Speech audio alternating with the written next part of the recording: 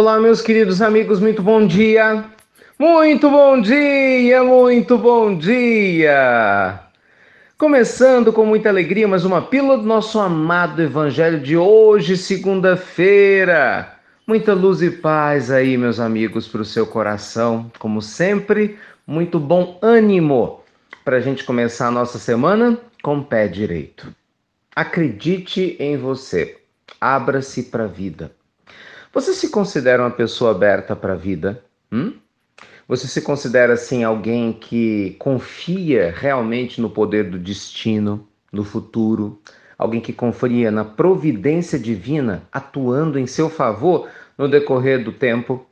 Meus amigos, se abrir para a vida significa que realmente a gente vai testemunhar no nosso dia a dia a bondade de Deus. É lógico que só você sabe, né, o desafio que você está passando. Só você sabe onde o sapato aperta, como fala o ditado. Mas o Evangelho nos pede que nós acreditemos na vida, né? O Evangelho nos pede que nós deixemos a nossa luz brilhar, que nós tenhamos o bom ânimo, né, de combater o bom combate, de seguir adiante, vencendo todo e qualquer tipo de obstáculo. E sabe o que é mais interessante? Se abrir para a vida significa dizer que a gente acredita que Deus está do nosso lado e que tudo vai passar e ao mesmo tempo acreditar que realmente a gente vai conseguir tirar proveito de cada situação.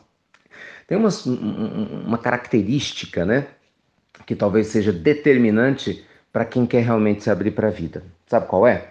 Aceitar as próprias fragilidades. Essa semana, uma das notícias, né, que chamou muita atenção de muita gente foi quando o padre Fábio de Mello, a quem eu gosto e respeito muito, acho que praticamente todos nós, né, ele abriu o seu coração falando de uma síndrome do pânico, né? Que foi um grande desafio que ele teve que lidar recentemente. Isso me fez lembrar o próprio padre Marcelo, Marcelo Rossi, né? Também, né? Um grande expoente do meio católico nacional e um homem também probo, correto, né? Com coração generoso, tem feito um trabalho lindo de divulgação do evangelho na linguagem católica, né? Nesse amor divino e que também passou por uma crise profunda de depressão. Gente, grandes homens, né, grandes seres humanos que se abrem para a vida também abrem-se para lidar com as suas fragilidades. Nenhum grande ser humano pode ter ilusão de que é onipotente, né? Porque o único ser onipotente é Deus, que não precisa de nada nem de ninguém, né? No sentido como nós necessitamos. Então é muito importante ter essa humildade, de não ter o receio de dizer, olha, eu tenho problemas sim, eu tenho dificuldades sim, mas apesar disso eu vou seguir adiante, né? Mas apesar disso eu não vou me deter. Sabe o que é muito interessante? Quando Chico Xavier começou, o chamado Chico, seu trabalho maravilhoso, né? Sua missão na Terra de uma maneira ostensiva lá em Pedro Leopoldo, os desafios eram gigantescos. Eram vários irmãos, né? Era uma família pobre. O Chico ganhava muito, muito pouco e, naturalmente, ele nunca embolsou um único centavo dos direitos autorais ou de qualquer dinheiro que lhe chegava por via da mediunidade. Então, o Chico tinha que se virar, né, para conseguir sobreviver. E realmente, gente, não era uma missão fácil. E foram aparecendo pessoas generosas, né, que doavam um terno aqui, né, uma comida colar, um apoio desse jeito, para que o Chico desse conta de dar um passo de cada vez e conquistasse, né, o seu espaço, conquistasse o avanço na sua missão. E em vários momentos o Chico teve a tentação, né? Porque ele foi tentado muitas vezes para poder fazer a escolha errada, para poder ganhar dinheiro, para abandonar o caminho espiritual, né? Teve uma época em Pedro Leopoldo que veio uma proposta de Belo Horizonte, né? Tentando ele ganhar praticamente o triplo do que ele ganhava no novo emprego. Ele foi todo feliz, tadinho. Imagina, para BH, imaginando como seria bom para a família, quando chegar lá descobre que a condição inicial era que ele abrisse mão de tudo aquilo que ele tinha começado a fazer, né, em nome do Espiritismo.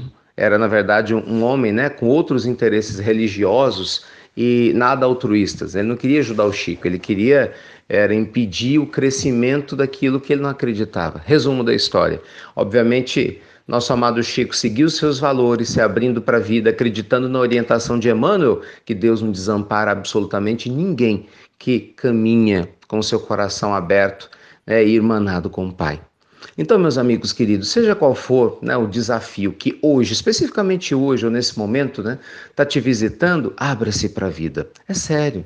Não deixe de cultivar o bom ânimo e o otimismo de jeito nenhum. Vá ler um bom livro, respire fundo, durma para que o problema se dilua e você se sinta mais forte, né? Abra-se para a vida, dê um passo além do aquele passo que você já deu, mas não desista.